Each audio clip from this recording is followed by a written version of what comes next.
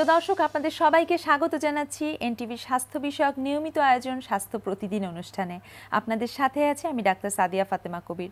দর্শক, আমরা যে বিষয়টি নিয়ে আলোচনা করব তা হলো হাঁটু ব্যথা ও অস্থি সন্ধিজনিত সমস্যায় স্টেম সেলের ভূমিকা। এ বিষয়ে আলোচনা করার জন্য আমাদের মাঝে উপস্থিত আছেন এই বিষয়েরই একজন বিশেষজ্ঞ চিকিৎসক। চলুন পরিচিত হই আমাদের আজকের অতিথির সাথে। Doctor A K M. মহিউদ্দিন 1973 সালের মার্চে ঢাকা জেলায় জন্মগ্রহণ করেন। তিনি 1999 সালে ময়মনসিংহ মেডিকেল কলেজ থেকে এমবিবিএস ডিগ্রি অর্জন করেন। এরপর তিনি চিকিৎসা বিজ্ঞানে উচ্চতর এমএস ডিগ্রি লাভ করেন। বর্তমানে তিনি শিওর সেল মেডিকেল এর অর্থোপেডিক্স বিভাগের কনসালটেন্ট হিসেবে কর্মরত আছেন। স্যার, আপনাকে স্বাগত জানাচ্ছি আমাদের অনুষ্ঠানে। স্যার, আমাদের আজকের আলোচনার বিষয় যেহেতু অস্থি সন্ধিজনিত সমস্যায় স্টেম সেলের ভূমিকা, স্যার আমি শুরুতেই জানতে চাইব স্টেম সেল সম্পর্কে কিছু। স্টেম সেল হলো শরীরের একটা আদিকোষ। নর্মালি আমরা বেসিক্যালি আমাদের জন্মের পর থেকে আমরা একটা সেল থেকেই আমাদের সব ধরনের সেল তৈরি হয়। আমাদের শরীরে প্রায় 200 রকমের সেল আছে, সেটা একটা সিঙ্গেল সেল থেকে তৈরি হয়। তা আমাদের জন্মের পরেই সেটা আমাদের শরীরে থেকে যায় এরকম অনেক জায়গায়। সেই আদিকোষটাকে আমরা ব্যবহার করে আমরা নতুন যে কোনো ধরনের সেল তৈরি করতে পারি। আচ্ছা স্যার, এই যে স্টেম সেলের যে একটা ভূমিকা চলে এসেছে এই ধরনের সমস্যায়, কোন কোন রোগের ক্ষেত্রে স্টেম সেল দিয়ে চিকিৎসা সম্ভব? আমরা স্টেম সেল মূলত যদি অস্টিওআর্থাইটিসের অ্যাডভান্স স্টেজে থাকে, যে ক্ষেত্রে হাঁটু রিপ্লেস করতে হবে কিংবা যিনি প্রচলিত চিকিৎসা পদ্ধতি সবগুলি ধাপেই ব্যবহার করার পরে উপকার পাচ্ছেন না, সেই ক্ষেত্রে আমরা এই স্টেম সেল ব্যবহার করে থাকি। এছাড়া যদি কোনো লিগামেন্ট কিংবা মাসেলে কমপ্লিট ছিঁড়ে যায় বা বড় ধরনের টিয়ার হয়, সেক্ষেত্রেও আমরা স্টেম সেল ব্যবহার করে থাকি। আচ্ছা স্যার, একজন রোগী যখন এই ধরনের সমস্যা নিয়ে আপনাদের কাছে আসে, তখন যে আপনারা ঠিক কোন ধাপে গিয়ে স্টেম সেলের চিকিৎসা পদ্ধতি শুরু করেন? আমরা মূলত প্রথমত যদি রোগী আমাদের কাছে প্রাথমিক অবস্থায় আসে তাহলে আমরা স্টেম সেল ব্যবহার করি না। আমরা যদি খুব অ্যাডভান্স স্টেজে আসে বা অনেক বেশি পরিমাণে ইনজুরি থাকে, সেক্ষেত্রে আমরা স্টেম সেল ব্যবহার করে থাকি। আচ্ছা স্যার, এই যে স্টেম সেল ব্যবহার করছেন, এর প্রতিক্রিয়া বা পার্শ্ব প্রতিক্রিয়া বা ঝুঁকি এ ধরনের কিছু কি আছে কিনা? স্টেম সেল আসলে আমরা যেটা ব্যবহার করি, আমরা অটোলোগাস রোগী নিজস্ব শরীর থেকে আমরা এটা সংগ্রহ করি। আমাদের শরীরে বিভিন্ন জায়গায় স্টেম সেল ঘুমন্ত অবস্থায় থাকে, যেমন আমরা ফ্যাটের মধ্যে থেকে নিতে পারবো, বোন ম্যারো থেকে নিতে পারবো। তো আমরা মূলত অ্যাডাল্ট স্টেম সেল ব্যবহার করি, যেহেতু শরীরের নিজস্ব জায়গা থেকে না হয় সেজন্য কোনো পার্শ্ব প্রতিক্রিয়া নেই। এছাড়া অন্যান্য স্টেম সেল আছে, যেমন আপনার অ্যাম্বারনিক স্টেম সেল, মূলত এটি এখন পৃথিবীতে বন্ধ আছে। এছাড়া অ্যামনিউটিক বা কর্ড ব্লাড থেকে স্টেম সেল ব্যবহার করা যায়। সেটা হলো একজনের থেকে নেওয়ার পরে ওটা আরেকজনকে দেওয়া যাবে, সেক্ষেত্রে কিছু পার্শ্ব প্রতিক্রিয়া রয়েছে। বাট আমরা যেটা ইউজ করি সেটা হলো নিজস্ব অটোলোগাস, সেক্ষেত্রে কোনো পার্শ্ব প্রতিক্রিয়া নেই। আচ্ছা স্যার, এই ধরনের চিকিৎসার ক্ষেত্রে কয়টি সেশন প্রয়োজন হয়? মূলত আমরা স্টেম সেল 4টা সেশন লাগে, সেটা আমরা 1.5 মাস পর পর 4টা সেশন করে থাকি। আচ্ছা, প্রতি 1.5 মাস পর পর তাহলে রোগীকে আপনাদের কাছে আসতে হয়? জি, আসতে হয়। স্যার, এই ক্ষেত্রে আমি একটু রোগীদের সুবিধার্থে আমি জানতে চাইবো যে এই ক্ষেত্রে খরচের ব্যাপারটা কেমন? মূলত আমরা যে স্টেম সেলটা ব্যবহার করি এটা আমরা রোগীর শরীর থেকেই সংগ্রহ করি। আমরা একবারই আমরা পেট থেকে চর্বি অজ্ঞান না করে একটা ক্যানুলা দিয়ে এটা নিয়ে আমরা প্রিজার্ভ করে রেখে দিই। এটা আমরা পরবর্তীতে ওখান থেকে প্রিজার্ভ থেকেও পরবর্তী সেশনগুলি ব্যবহার করে থাকি। সেক্ষেত্রে প্রতি সেশনে রোগীকে আমাদের 1.5 মাস পর পর এটা 30,000 টাকার মতো করে তার খরচ হয়। আচ্ছা, সবকিছু মিলিয়ে? আচ্ছা স্যার, একজন রোগীকে আপনাদের কাছে আপনি বলেছেন 4 বার আসতে হবে, তো এই 4 বার চিকিৎসা পদ্ধতি সম্পন্ন হবার পর কি তাকে আরও আসতে হয়? মূলত যেটা হয় যে আপনার অস্টিওআর্থাইটিসের পেশেন্ট, তাদেরকে আমরা যেহেতু স্টেম সেল ইউজ করি, এটাই অপারেশনের বিকল্প। সেই ক্ষেত্রে দেখা গিয়েছে যে মোস্ট অফ দ্য পেশেন্ট 5 বছর পর্যন্ত ভালো থাকে। তারপরে আমরা একটা টপ আপ দিতে হয়। সেক্ষেত্রে আমরা কিছু কিছু ক্ষেত্রে আমরা ডিলে করতে চাই অপারেশন, যাদের রিপ্লেস করতে হবে সেটা আমি 10-15 বছর পর্যন্ত ডিলে করতে পারবো। কারণ হাঁটু প্রতিস্থাপনের একটা বয়স আছে, সেটা আর্লি করা যায় না। অনেক কোমরবিডিটি ডিজিজ থাকে, সেক্ষেত্রে তার জন্য অজ্ঞানের জন্য সে ফিট নাও থাকতে পারে। সেক্ষেত্রে আমরা এই অপারেশনের বিকল্প হিসাবে স্টেম সেল ইউজ করে থাকি। আচ্ছা স্যার, আপনার কথাই আসলো যে অপারেশনের বিকল্প হিসেবে ব্যবহার করা যায়। তো অনেক রোগীদের ক্ষেত্রে, অনেক রোগের ক্ষেত্রে আমরা অপারেশনকে খুব বেশি আমরা ওয়েলকাম করতে পারি না, স্বাগত জানাতে পারি না। সেই ক্ষেত্রে পিআরপি বা স্টেম সেল যে আমরা করছি, এটা কি কোনো ধরনের সমস্যা তৈরি করতে পারে কিনা? আসলে পিআরপি বা স্টেম সেলের কোনো পার্শ্ব প্রতিক্রিয়া নেই। এটা আপনার নিজস্ব শরীরের অটোলোগাস, নিজের শরীর থেকে নেওয়া হয়, তেমন কোনো পার্শ্ব প্রতিক্রিয়া নেই।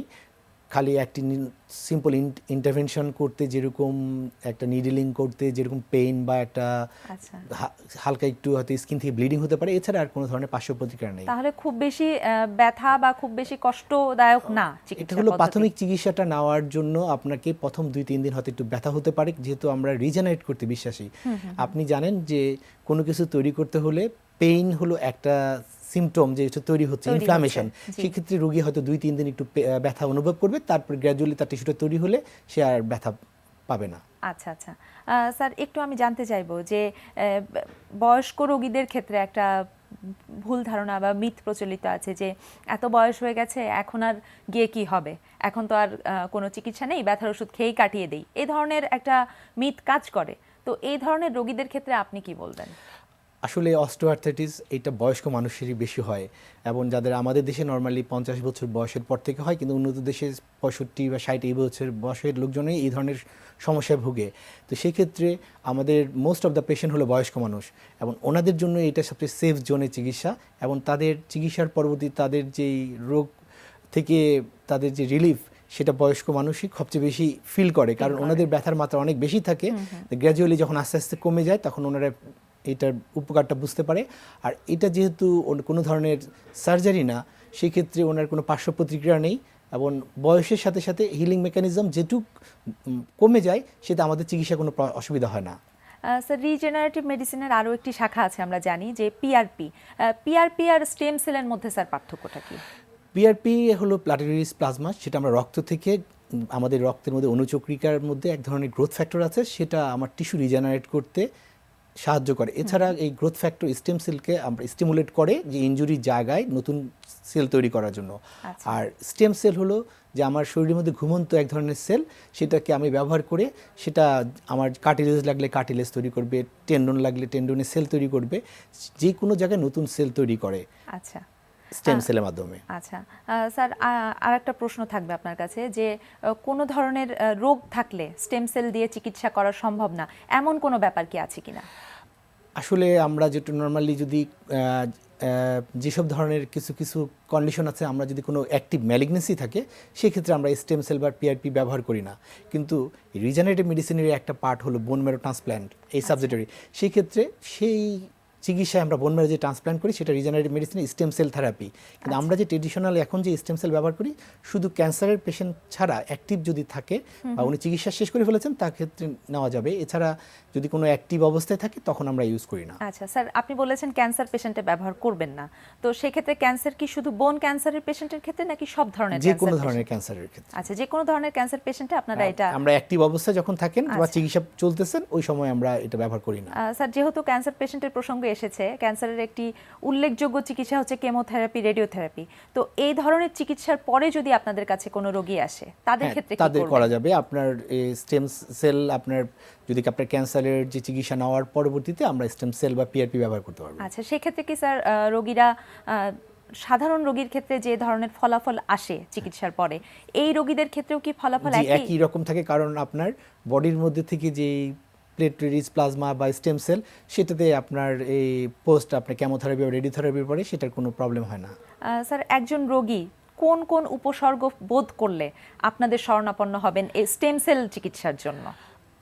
বেসিক্যালি আমরা বলি যে আপনি যদি রোগটা আপনার অ্যাডভান্স স্টেজে হয়ে যায়, যেমন হাঁটু ব্যথা বা এভিএন, কিংবা আপনার কোনো একটা মিনিসকাস ইনজুরি হয়েছে, সেক্ষেত্রে আপনি অন্য যে চিকিৎসা পদ্ধতি নিয়েছেন সেটা 3 সপ্তাহ পার হয়ে গেলে আমরা বলি ক্রনিক, তারপর আপনার ভালো হচ্ছে না, আপনাকে কোনো একটা ড্রাগ ডিপেন্ডেন্ট থাকতে হচ্ছে বা ফিজিওথেরাপি করেও আপনার ইমপ্রুভমেন্ট হচ্ছে না, তখনই আপনি আমাদের সাথে যোগাযোগ করবেন। আচ্ছা স্যার, আপনি বলেছেন যে বয়স্ক রোগীদের জন্য এটি সত্যি সাধুবাদ জানানোর মতো একটি ধাপ, একটি চিকিৎসার দিগন্ত।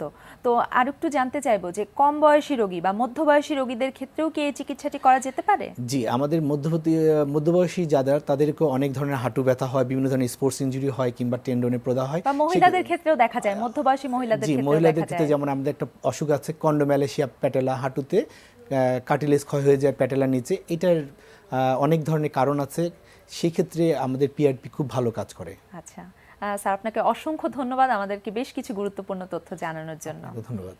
প্রিয় দর্শক, জেনে নিলাম হাঁটু ব্যথা ও অস্থিসন্ধিজনিত সমস্যায় স্টেম সেল চিকিৎসার ভূমিকা। প্রিয় দর্শক, অনুষ্ঠানের এ পর্যায়ে নিয়ে নিচ্ছি ছোট্ট বিরতি। বিরতির পর আবারও ফিরে আসব বাকি আয়োজন সঙ্গে নিয়ে, আমাদের সাথেই থাকুন। প্রিয় দর্শক, বিরতির পর আবারও স্বাগত জানাচ্ছি স্বাস্থ্য প্রতিদিনে। এবারে থাকছে আপনাদের জন্য আমাদের নিয়মিত আয়োজন সুস্থ দেহ সুস্থ মন। আজকে আমরা দেখাবো লোয়ার ব্যাক হিলিং এর জন্য লাস্ট মুভমেন্ট। এটা 3টা সিকোয়েন্স মানে একসাথে দেখাবো আপনাদের বোঝার সুবিধার ক্ষেত্রে। এটা একটু মোর অ্যাডভান্স। এটা হয়তো যাদের ফ্লেক্সিবিলিটি ওই পরিমাণ নেই তারা হয়তো করতে একটু ডিফিকাল্টি হবে, তো প্রেশার দিয়ে করবে না। যার যতটুকু ফ্লেক্সিবিলিটি আছে অতটুকু দিয়ে আপনি করবেন। এখন দেখুন যে এক্সারসাইজটা কীভাবে করছি। ইটস একটু লেন্দি মুভমেন্ট, এই জন্য একটু খেয়াল করে দেখবেন যে কীভাবে আমরা জিনিসটা বোঝাচ্ছি আপনাদের। ওকে, আগের এক্সারসাইজগুলো শেষ করার পরে, টুইস্টিং শেষ করার পরে, this will be the last movement. Okay, leg straight up. Okay, এখন ইয়েস, 2 হাত পায়ের মাঝখানে চলে গেল। এই অবস্থায় যতটুকু ফ্লেক্সিবিলিটি হয় আপনি এটা স্ট্রেচ আউট করবেন। Stretch, yes, stretch, let's go, stretch, go. এটা 5 to 6 করার পরে, রিপিটেশন করার পরে এরপর আমরা বলবো প্রেস।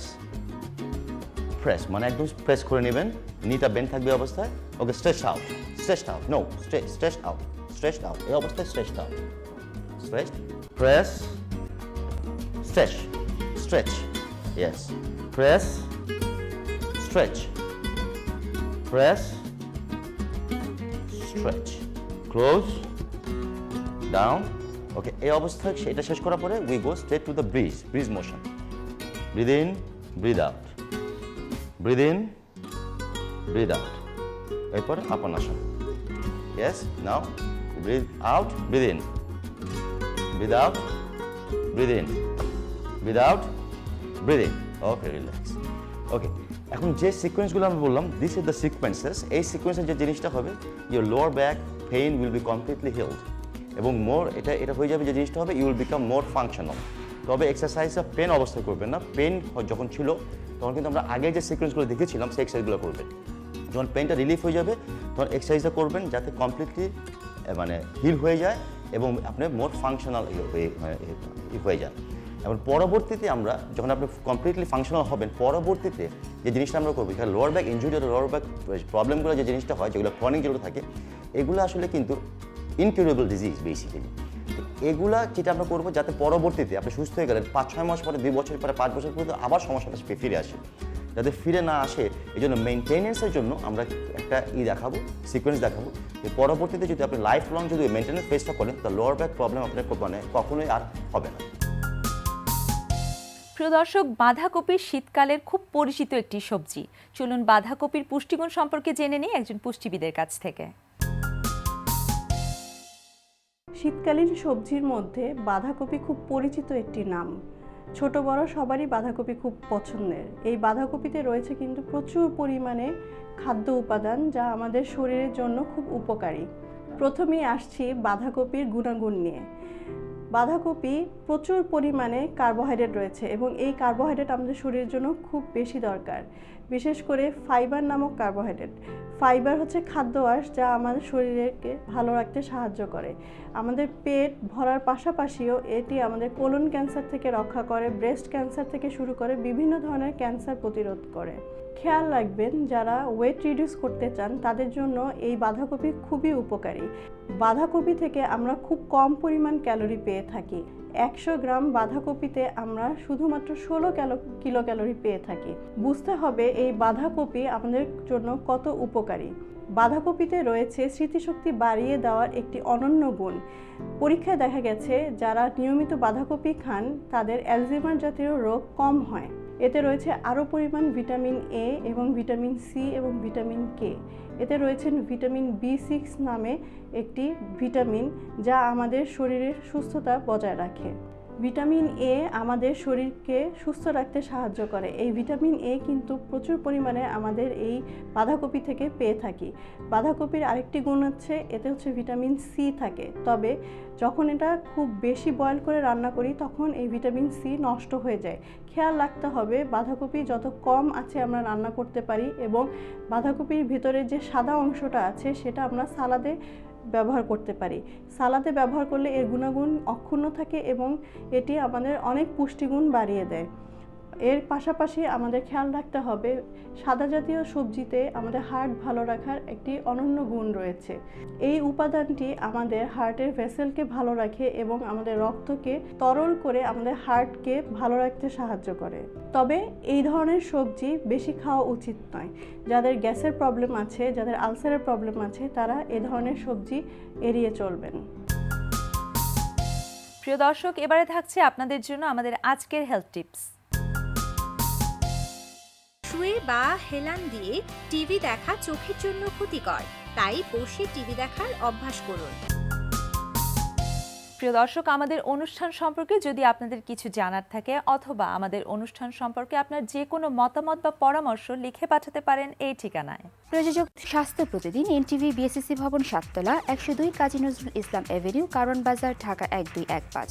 ফ্যাক্স 91433386 থেকে 7 পর্যন্ত, অথবা ইমেল করুন স্বাস্থ্যপ্রতিদিন@ntvpd.com এই ঠিকানায়। প্রিয় দর্শক, স্বাস্থ্য প্রতিদিনের আগামী পর্বে আপনাদের জন্য যা থাকছে: মুখ বিবর দিয়ে আমরা কথা বলি এবং খাওয়া দাওয়া করি, নিঃশ্বাস নেই, নিঃশ্বাস ওরাল ব্রিদিং যেটা হয় এটা মুখ দিয়ে নেওয়া হয়।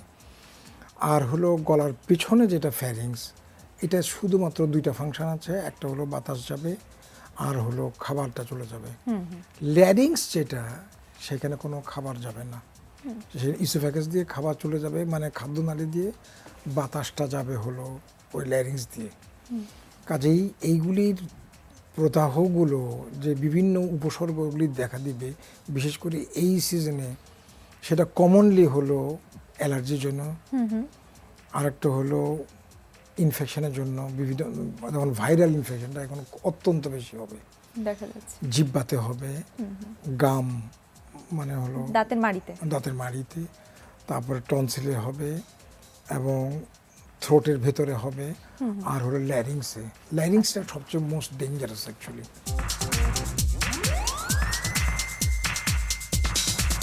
প্রিয় দর্শক, বিশ্বের যে কোনো প্রান্ত থেকে যে কোনো সময় আপনার প্রিয় স্বাস্থ্য প্রতিদিন অনুষ্ঠান দেখতে ভিজিট করুন আমাদের পূর্ণাঙ্গ ওয়েব পোর্টাল www.ntvpt.com। দর্শক, আজ এ পর্যন্তই। সবাই ভালো থাকুন, সুস্থ থাকুন, এনটিভির সাথেই থাকুন।